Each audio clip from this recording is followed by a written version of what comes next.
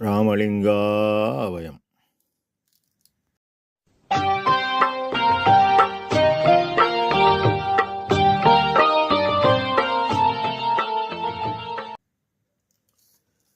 அருட்பெரும் ஜோதி அருட்பெரும் ஜோதி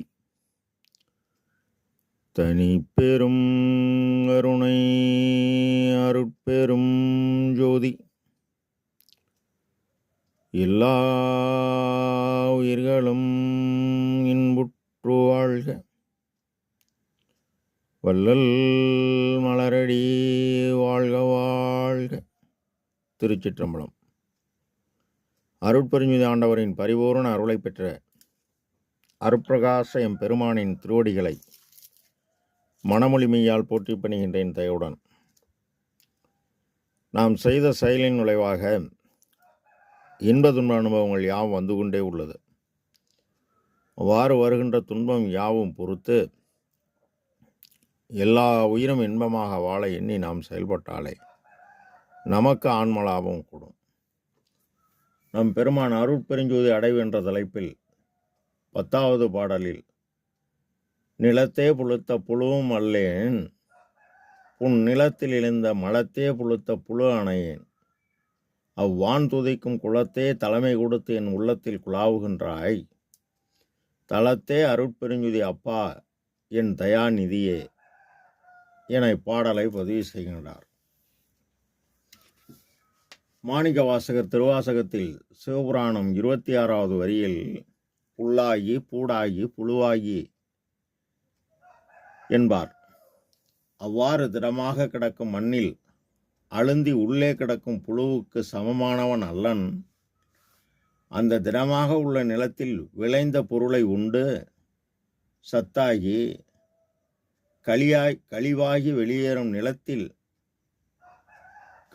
கழிவாகி வெளியேறும் மலத்தில் சிறு குடல் புழு வெளியேறும் சிறு புழுக்கு கூட சமமானவன் இல்லை. ஆயினும் வான் துதிக்கும் குளம், வான் துதிக்கும் குளம் என்பது இந்த எல்லா உயிரும் பெண்தன்மை உடையது. காரணம், காற்றின் இயக்கமாகிய அந்த பேராற்றலை சுவாசித்து தான் வாழுகிறது. ஆனால் காற்றின் இயக்கம் தேவையில்லாது பேரொளியாகவும் பேரறிவாகவும் உள்ள அந்த அருட்பெருஞ்சு இறைவனை தான் எல்லா உயிர்களும் தொழுகின்றன. அதனால்தான் வான் துதிக்கும் குளம் என்கார். இவர்கள் அன்பர் குலம் என்பார் நம் பெருமான். இந்த அன்பர் குலம் என்பவர்கள் பொருள் புகழாதியை விடுத்து நல்வினை தீவினை இன்று விடுபட்டு என்று சோதுரியம் வாய்க்குமென இயங்கும் அன்பர் என்பார். இதனை அகவலில் செடி அறுத்திட தேகமும் போகமும் அடியறுக்கே தரும் அருட்பெருஞ்சுதி எனவும், துன்பறுத்து ஒரு சிவதுரிய சுகந்தனை அன்பருக்கே தரும் அருட்பெருஞ்சோதி என்பார் நம் ஐயா. தலைமை கொடுத்தே உச்சநீதிமன்ற தீர்ப்பு, அதாவது இதற்கு முன் உயரியது பராபரை அறிவு, பராபரை விழி. அது அவர்கள் காற்றின் இயக்கத்தால் அடைந்த நிலை. அதற்குரிய ஆற்றல் அஷ்டமா சித்து ஆகும். விஞ்ஞானத்திலும் காற்றின் இயக்கத்தை மட்டும் காட்டி எல்லாமல்ல தனித்தலைமை பதியாகிய இயற்கை உண்மை கடவுள் காலமும் நீதம் காட்டி எவ்வுயிரையும்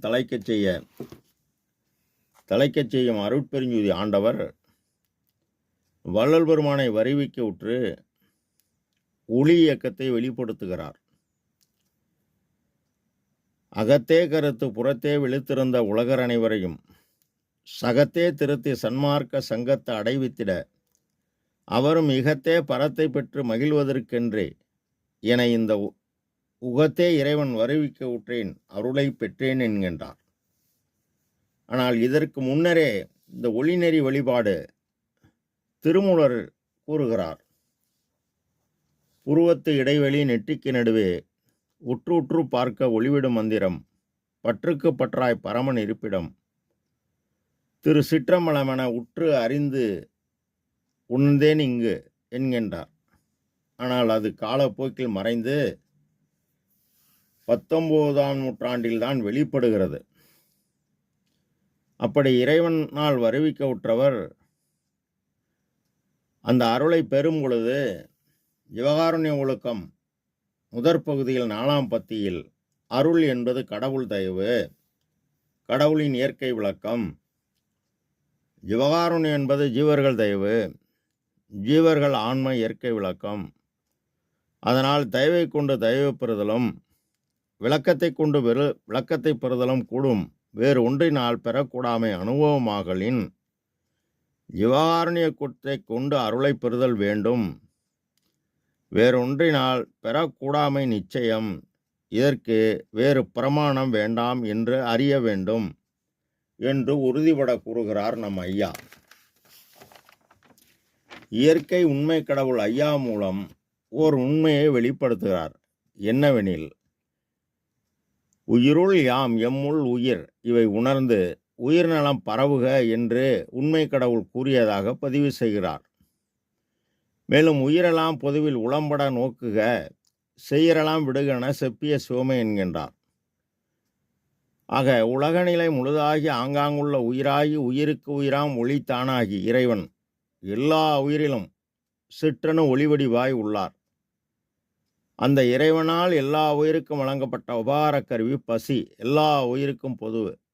எனவே பொது உணரும் போதலால் பிரித்து அது எனில் தோன்றாத அருட்பெருஞ்சோதி என்கின்றார். தலைமை கொடுத்து என் உள்ளத்தில் குழவுகின்றாய். 9ஆம் பாடலில் புறப்புறம் இந்திரியம் கண் தயவாகி இந்திரிய ஒளி பெறணும். இந்திரிய ஒளி பெற்றால் புறமாகிய கரணமாகிய கல்லாய மனம் கரைந்து கரண ஒளி பெறணும். ஆக இந்திரிய ஒளியும் கரண ஒளியும் பெறும் பொழுது அகப்புறமாகிய ஜீவன் நம்மை போன்றுதான் எல்லா உயிரும் காற்றை ஜீவித்து வாழ்கிறது என்ற உயிர் உணர்வு ஏற்பட்டால் ஜீவ ஒளி பெற்று அகமாகிய ஆண் ஒளியுடன் கூடும் பொழுது ஆன்மா நெகிழும்.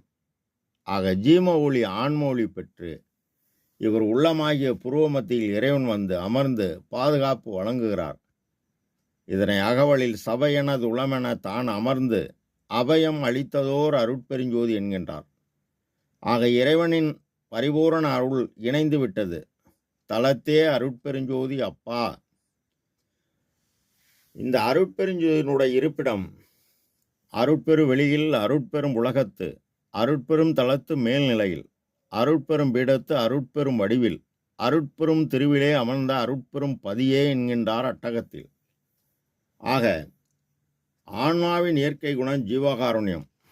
அதை செயலாக்கி சிறிய தயவு கொண்டு பெரிய தயவு பெற்று,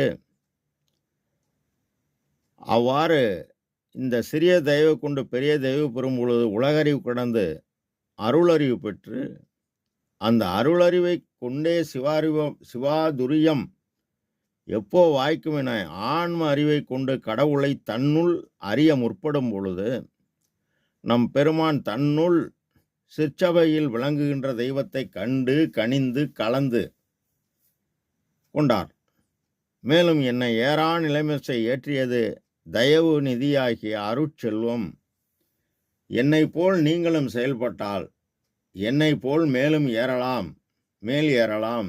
இதற்கு எந்த தடையும் இல்லை. இது கடவுள் சம்மதம், இது சத்தியம் என உறுதி செய்கிறார் நம் அப்பாவாகிய சிதம்பரம் ராமலிங்க ஐயா.